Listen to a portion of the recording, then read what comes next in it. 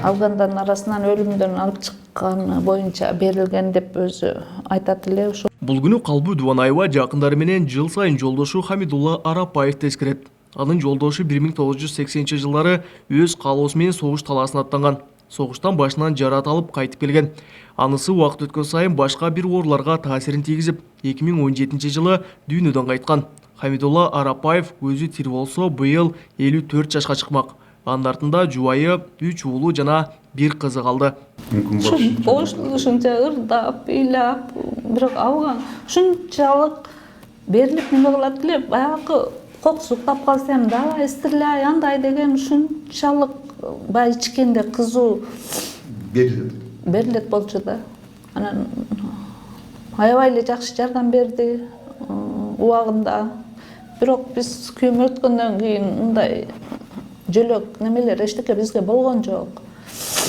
Ага берилчү компенсацияларын деле сразу өлгөндөн алып койду. Хамидулла Арапбаевди достору да жыл сайын эскерип турат. Алардын бири Абдывахап Мамасадыков. Ал досу Арапбаев афганчыларды колдоого алып, алардын үй бүлөлөрүнө жардам берүүдө салымы чоң болчу дейт. Өз ыктыяры менен прапорщик дегенмен алып туруп, контракт түзүп, ал мезгилде контракт түзөт эле да, союз мезгилиндечи. Ушундай патриот эле да. Анан кийин контракт түзүп, анан кеткен.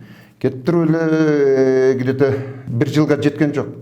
Ранен болуп келди айылга. Анан келип отуруп, сүйлөшүп, ал Афганистанда болгон окуяны бизге ушунчалык сүрөттөгөндө биз эле өзүбүзчө башкача болгонбуз. Ауганстандагы согуштан аман кайткан кыргызстандык жоокерлердин арасынан 1000ге жакыны, алган жараттарынан улам 50 жашка жетпей каза болгон. Учурда Жалал шаарында 82 афганча калган. Ал эми каза болгондордун айрымдарынын ысымы шаардын көчөлөрүнө ыйгарылган. Мэриядан кат жазып, сунуш берип, сунуштагандан кийин ушу өзүбүздүн жардам менен кылып ушу көчөнүн атын койгонбуз. Анан бизге өкмөт тарабынан жардам ушул жылына 6000 сомдон компенсация берет. Кудайга шүгүр дейбиз. Бизди эстебей, бербей койгондо эмне кылат элек. Россияда дагы бар, анан башка мамлекеттерде Кыргызстандардан менин угушумча Өзбекстанда жок.